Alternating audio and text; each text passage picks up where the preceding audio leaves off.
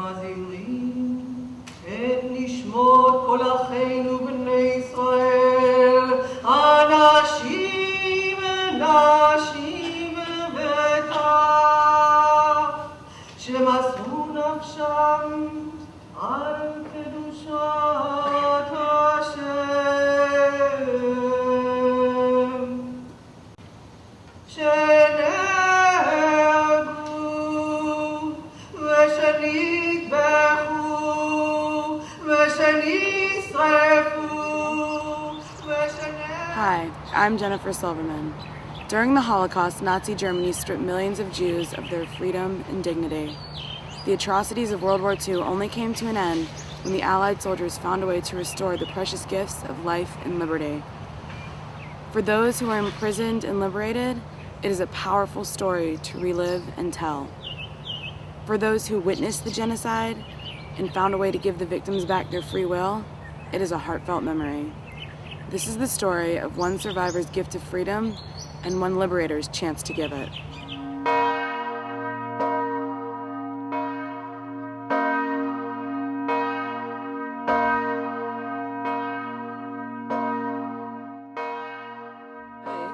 They were walking down like a hill with a hand up,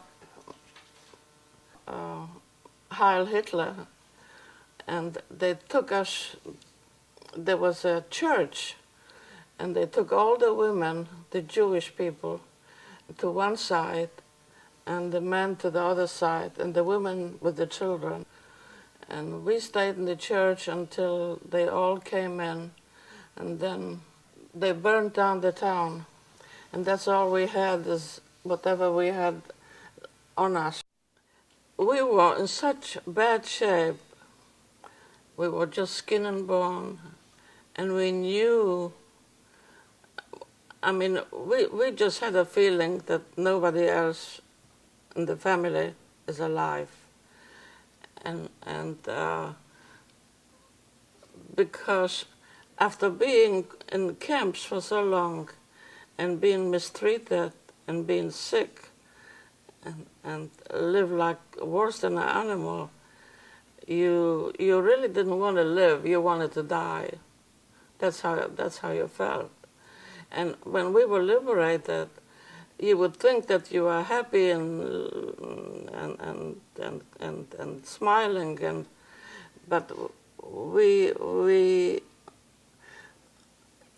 you just didn't feel anything. You really had no feelings because, there was nobody there to welcome you. During this time, thousands were separated from their families, unsure if they were dead or alive. I had one brother. They joined the underground, my father and my brother. A couple months before the liberation, they were killed in Poland. My mother and the rest of the children went to the crematoriums, Auschwitz.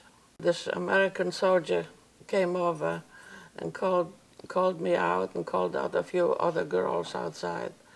And he asked me what my name was and where my parents were, and of course I told him, and he just cried. His tears came down, and he said, "Don't worry, we'll take good care of you now."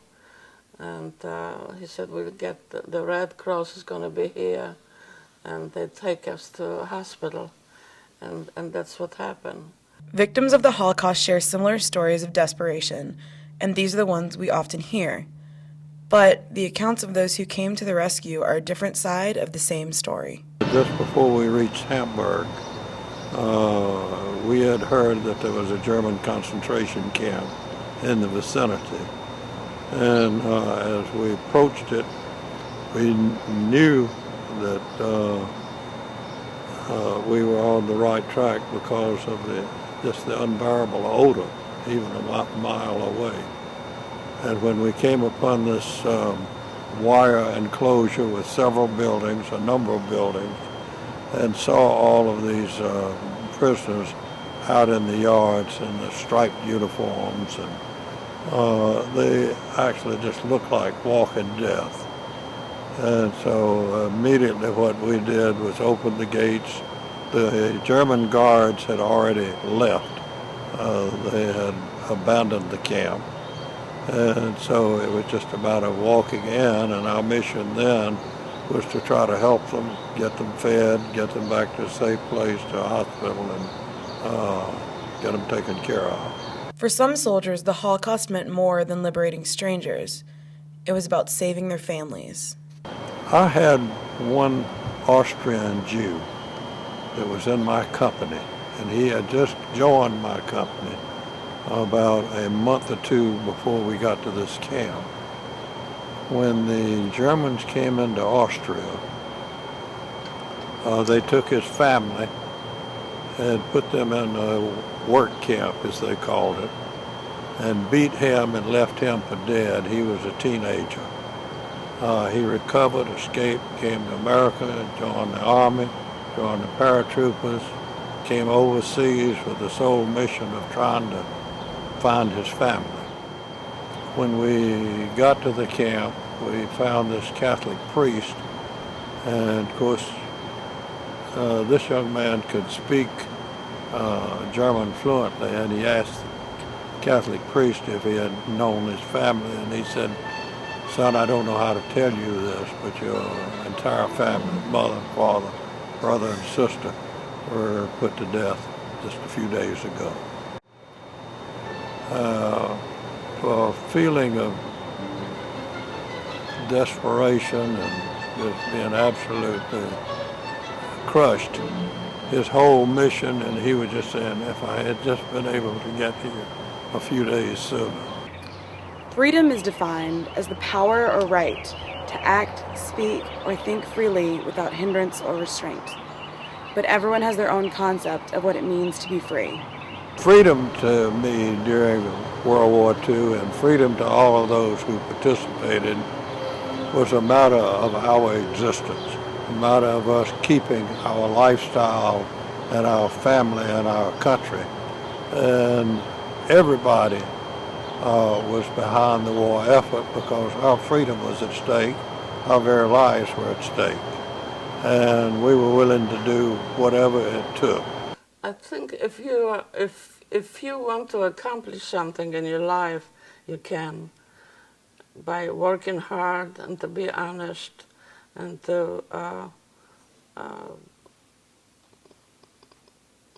because there are all the opportunities here that you don't have, I think, in other countries. There were three things that they had to give up as prisoners here: their belongings, their rights, and their dignity. And freedom is being able to have all of those things, but especially dignity. Freedom is that I'm able to say what I want to say, that I'm able to go wherever I want to go. And I think we are coming to a phase in our history now, we as in the world, where you have freedom nearly everywhere. Luma met her husband at a displaced persons camp at the end of the war. Luma and her family still live in South Carolina today. Moffett and his current wife live in a retirement community here in South Carolina. No matter how we feel today, what happened must never happen again. We must never forget.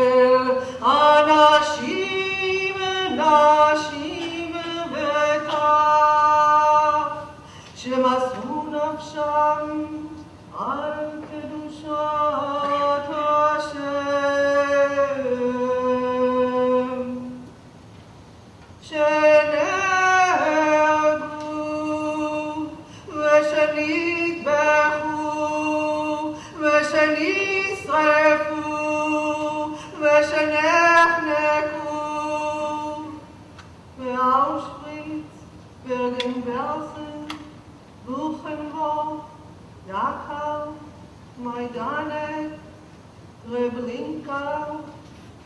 Bezinstadt, ובשם